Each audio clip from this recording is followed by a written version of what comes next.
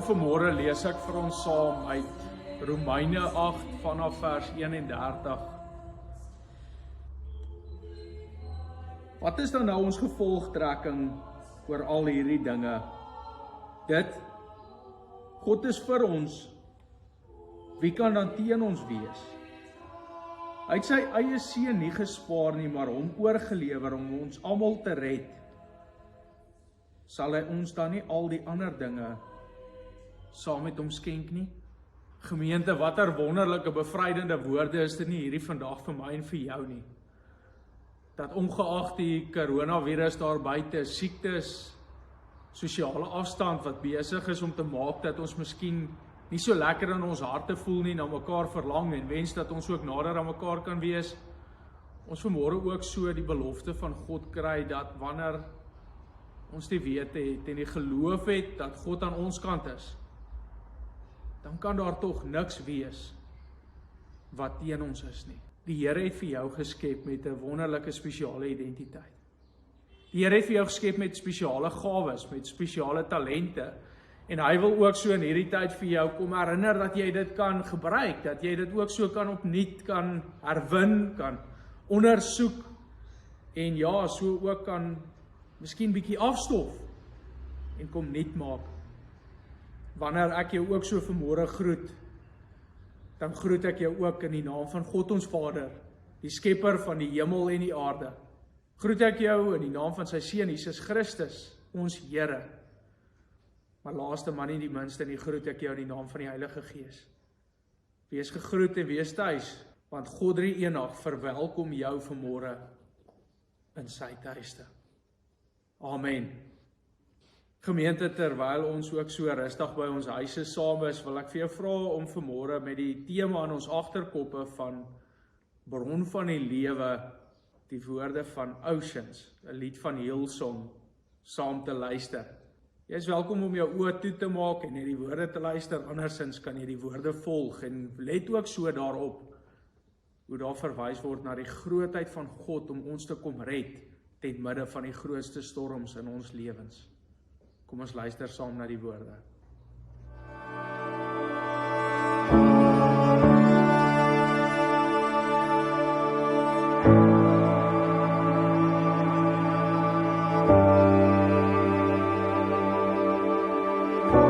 You call me out upon the waters, the great unknown, where feet may fail. And there I find you in the mystery, in oceans deep, my faith will stand. And I will call upon your name, and keep my eyes above the waves. When oceans rise, my soul rest in your embrace, for I am yours.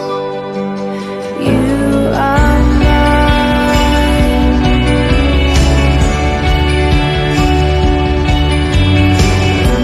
Your grace abounds in deepest waters. Your sovereign hand will be my guide.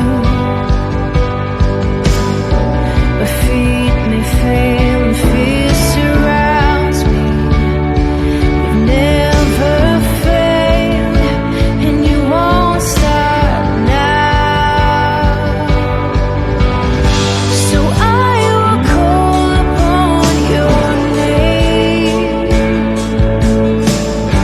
and keep my eyes above the waves. When oceans rise, my soul will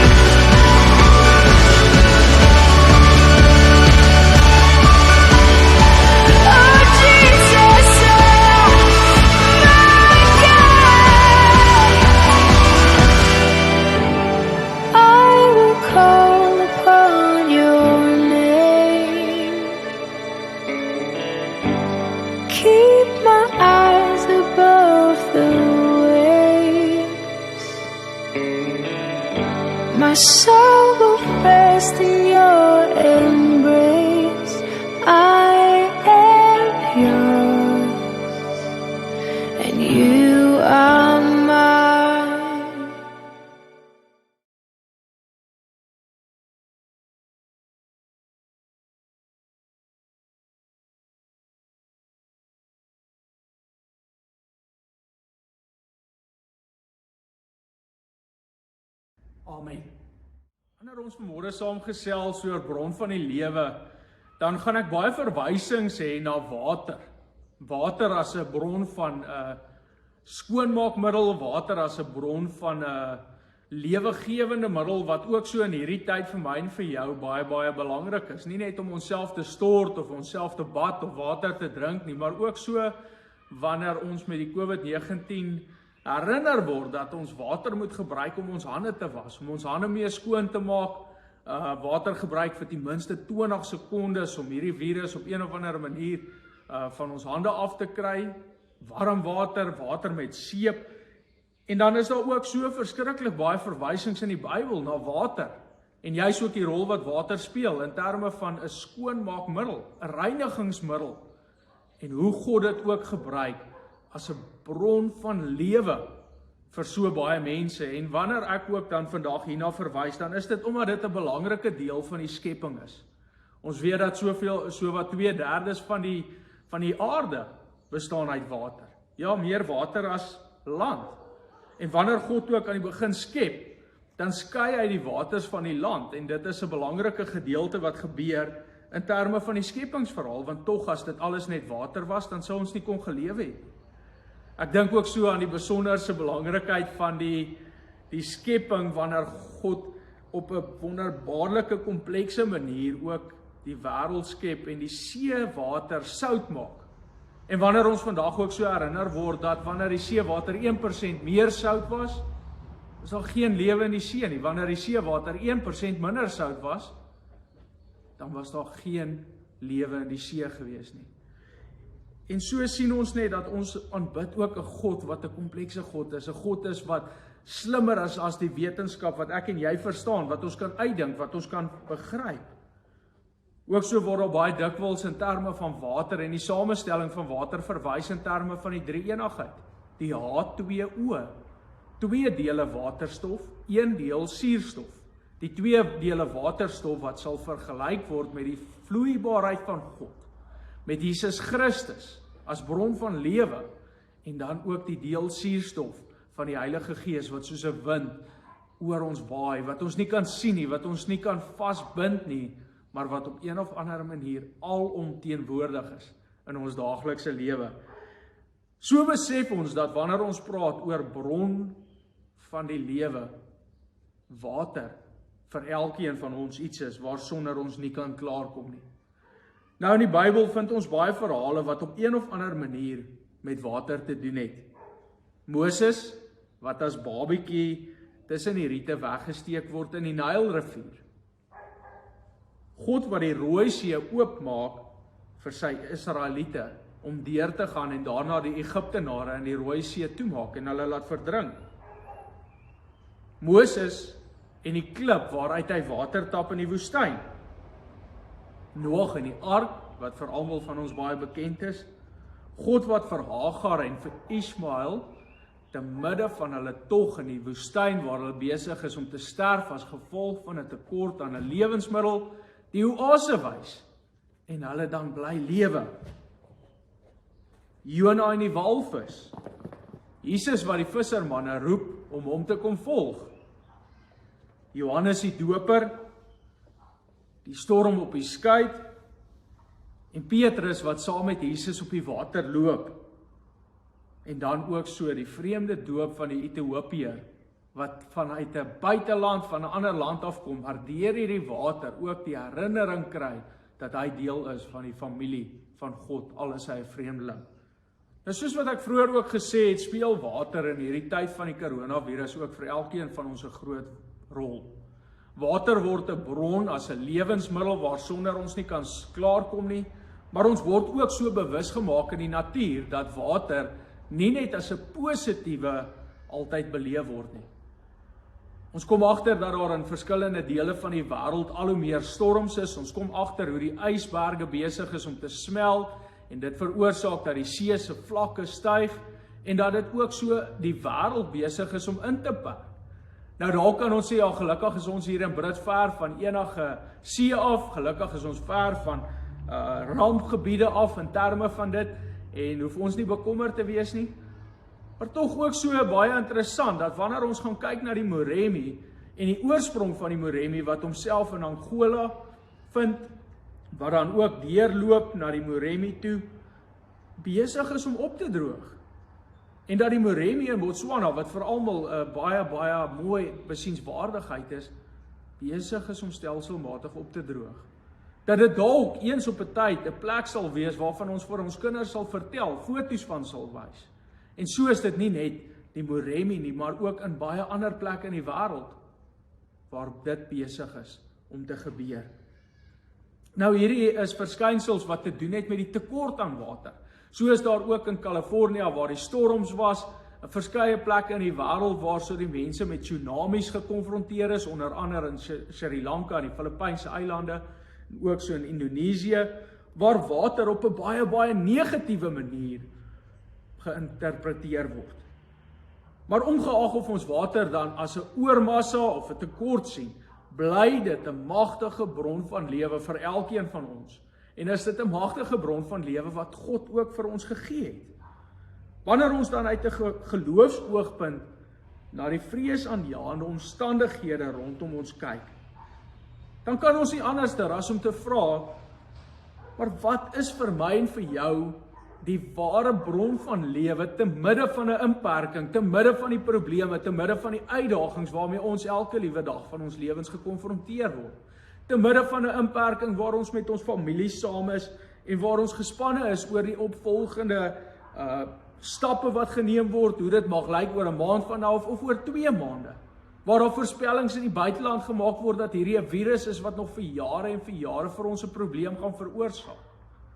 Dat ons vir onsself nie anderster kan as om te sê, maar hoe kan ons lewegewend ook met die lewensbronne wat God vir my en jou gee omgaan, sodat ons kan veroorsaak en dat ons ook 'n rol kan bydra dat hierdie lewegewende bron vir ons toekomstige geslagte nog steeds daar sal wees.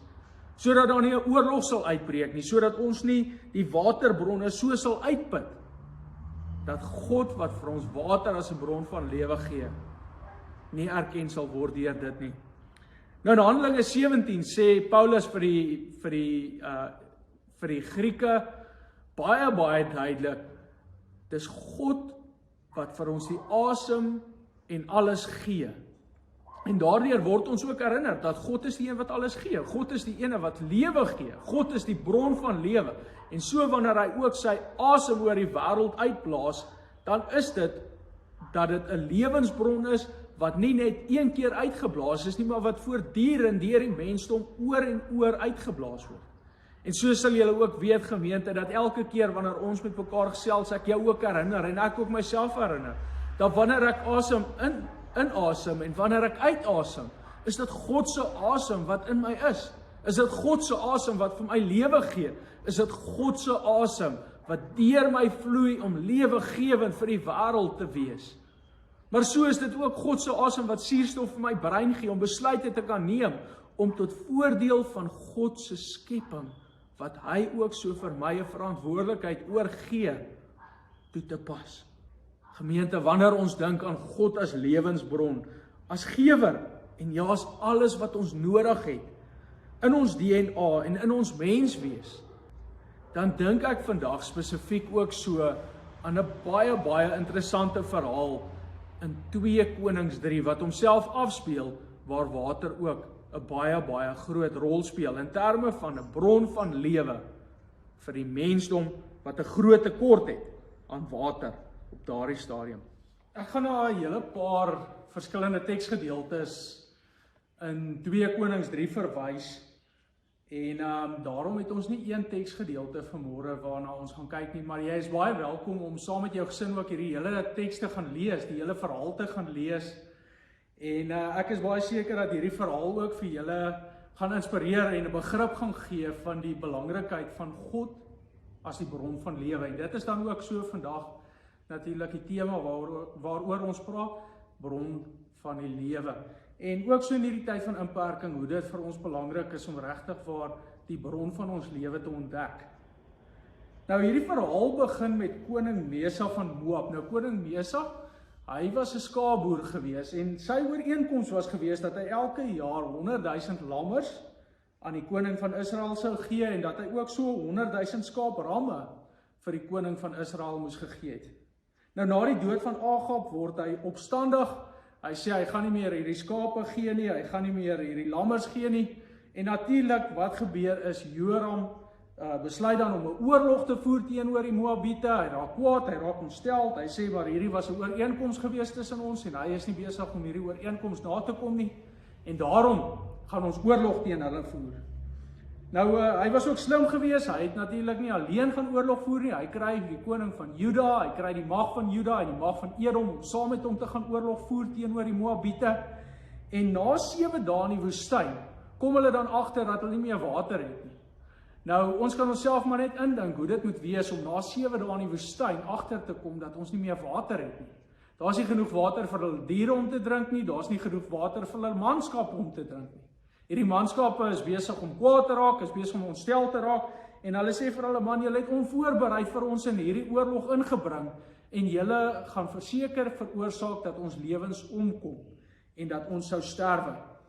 Dit volg so ver dat dit eintlik lei tot 'n punt waar hierdie mense begin glo dat God besig is om hulle oor te gee aan die Moabiete. Nou dit verduidelik vir ons iets van die vloeibare geloof wat hulle self in bevind het, want ewe skielik gryp hulle na enige goddelikheid, enige afgodsbeeld, enige afgodery wat daar mag wees wat moontlik vir hulle kan help om water in die hande te kry. En dit laat my nogals baie dink in hierdie tyd van die inperking oor hoe ons sommer na enige ding gryp, enige brokkie nuus, enige iets wat vir ons anders te klink, enige iets wat vir ons goed klink, enige iets wat vir ons positief klink, dalk iets wat snaaks is, dalk iets wat anderster is, om te sê, maar miskien kan dit ons op 'n manier red, miskien kan dit ons op 'n manier help. Selfs wêreldleiers wat op baie verskillende maniere 'n klomp beloftes al reeds gemaak het, wat eintlik onsin is, maar wat ons miskien ook aan begin glo het, omdat ons bloot ons hoop in wêreldleiers en alle forme van medisyne begin plaas, in plaas daarvan om te sê, maar ons bron van lewe is God alleen.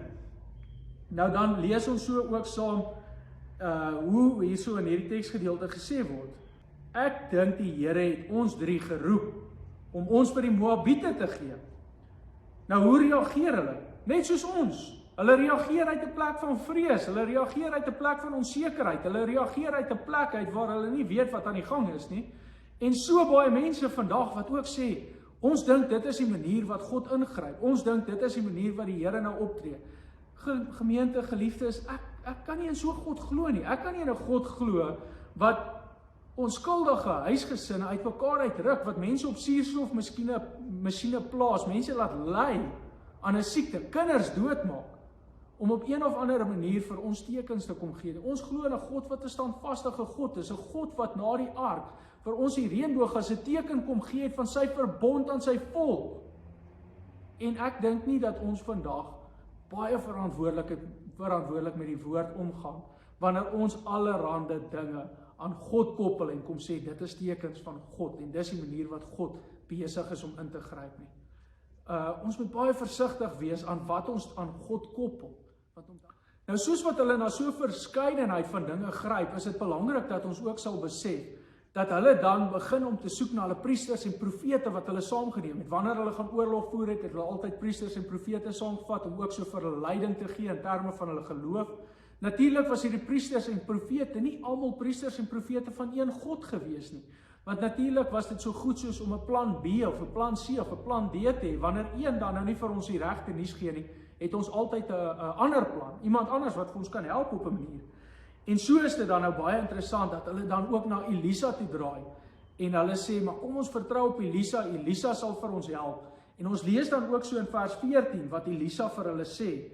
So seker soos die Here lewe, die Here wat oor alles regeer, die Here vir wie ek werk.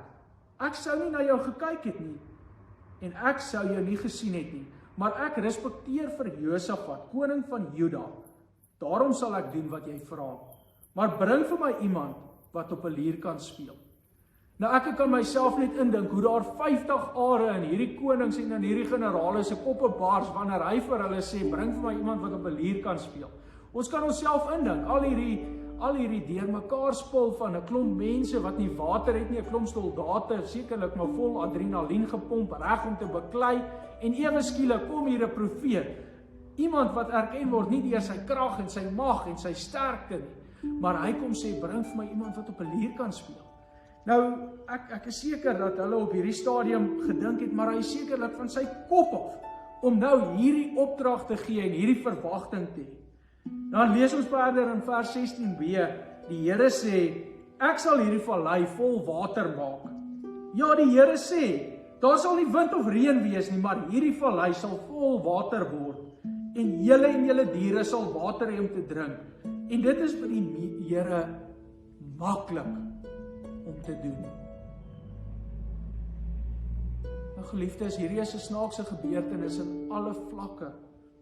Hulle bevind hulle self in die woestyn, 'n plek wat nie geken word vir baie water nie, 'n plek wat nie geken word dat die water kan standhoudend wees nie.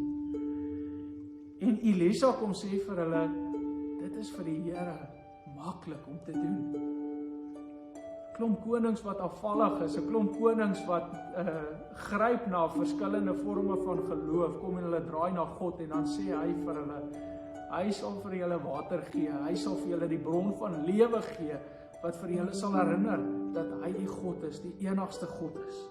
Nou iets wat ek sien gebeur in hierdie tyd van inperking, maar ook al voor dit, is dat ons deur die deurmekaar spul van die wêreld, deur ekonomiese probleme, deur ekonomiese krisisse, deur politiese probleme, deur politiese krisisse, sosiale probleme, uitdagings, rasseskrede, allerlei dinge wat lei tot onsekerhede, allerlei dinge wat maak dat ons ongemaklik voel, dat ons kwaad raak, dat ons voel asof daar soveel ongeregtigheid in die wêreld is, ons eintlik op 'n manier lei om na 'n verskeidenheid van antwoorde te gaan soek op verskillende plekke. Ons gaan soek op Google, ons gaan soek dalk by dokters, ons gaan soek dalk by mense wat ons dink wat slim is, professors, akademici. Ons gaan kyk na die nuus, ons maak afleidings, ons gaan kyk na verskillende bronne en ons probeer om op een of ander manier 'n uitwerking te kry, 'n plan te maak, om self leiding te neem in terme van die uitdagings en die probleme, in plaas daarvan om te sê, hier lê vir ons 'n profesie, wat vir ons kan help, ongeag hoe moeilik die omstandighede is. Hier lê vir ons 'n profesie wat vir my en jou uitdaag en vir ons vra, draai net na God toe. Draai na God in plaas van die wêreld. Draai na God in plaas van die uitdagings. Draai na God in plaas van al die menslike oortuigingsvermoë. Soos wat ek gesê het in die vorige weke, sluit ek af weer eens met 'n verhaal uit die boek van Viktor Frankl, Man's Search for Meaning, die mens se soeke na betekenis, waarin hy verduidelik en vertel oor sy belewennisse in die Tweede Wêreldoorlog, waar hy homself bevind in die kampe, 5 verskillende kampe, konsentrasiekampe, ingeperk is deur die Duitsers. En hy dan sê, daar is nie een van die Jode wat volgens hom sterf van hongersnood of 'n tekort aan voedsel nie. Ook nie aan 'n tekort aan mediese hulp of aan tekort aan of as gevolg van hulle mediese omstandighede nie. Hy sê die Jode wat gesterf het in hierdie kampe het gesterf as gevolg van 'n tekort aan die lus en die wil om te lewe. Met ander woorde, hulle het betekenis verloor. En dit is vir my 'n baie interessante stelling wat hy maak as 'n psigiater, as 'n neuroloog, om te sê dat daar nie mense is wat gesterf het as gevolg van wanvoeding of as gevolg van siekte nie. Want hy verduidelik, hulle het 'n kuponstelsel gehad en wanneer hulle hard gewerk het, het hulle 'n kupon in die hande gekry en hierdie kupon kon hulle dan gebruik om vir hulle sop of 'n sigaret te koop. Eintlik 'n ruiltransaksie wat hulle dan aangegaan het. En hy sê wanneer 'n Jood die kupon geruil het vir 'n sigaret, kon jy oortuig wees dat daardie Jood nie die volgende oggend sou opstaan nie. Die rede daarvoor was gewees dat hierdie Jood dan die laaste lekkerny van die wêreld kies, bo die lewensmiddel, wat soms sou help om aan te hou lewe. Dis asof hy sy laaste asem deur 'n rook uitblaas en sê, ek het genoeg gehad van hierdie seer, van hierdie pyn, van hierdie ongeregtigheid. Gemeente, ek wil jou vanmôre laat met die vraag, Wat is jou bron van lewe? Kom ons sluit ons oë en dan bid ons saam. Liewe Here, ons sê vir U baie dankie vir die voorreg wat ons het om vanmôre so, al is ons in afsondering en nie by mekaar nie, ook so na U toe te kan nader en te kan weet, liewe Here, dat al is ons nie by mekaar nie, is ons tog in gees by mekaar en is U by elkeen van ons teenwoordig. Kom en help ons asseblief, liewe Here, dat hierdie woord vanmôre ook so in ons harte sal plek vind om te kan groei en vir ons te kom help, dat ons weet dat ons enigste bron in die lewe U is. Dat ons nie 'n bron in die lewe kan vind in die aarde of in die wêreld of in enige besittings of in geld of in kennis nie, alleenlik in U. Kom en lei, behoed en bewaar ons asseblief ook so. Om Christus ontwil vra ons dit. Amen. Kom ons ontvang nou die seën van die Here. Die Here sal julle seën en die Here sal julle beskerm. Die Here sal tot julle redding verskyn en vir julle vrede gee. Die Here sal julle gebede verhoor, nou en tot in die lente van dae. Amen.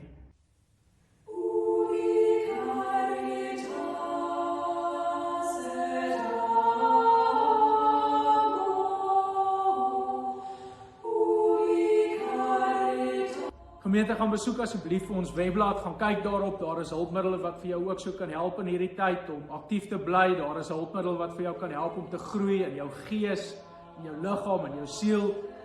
Daar is ook hulpmiddels wat jou op verskillende maniere sal help om nader aan die Here te beweeg. Kom ons behou ook so kontak deur ons selfone, kom ons behou kontak met boodskappe en ons raak nie eensaam of alleen nie, ons raak nie afgesonder nie en ons hou aan om mekaar te bemoedig en mekaar by te staan. Baie dankie dat jy ook so weer vanmôre by ons ingeskakel het. Mag hierdie boodskap vir jou lewegewend wees. En mag dit jou lei om te weet dat jou enigste bron in jou lewe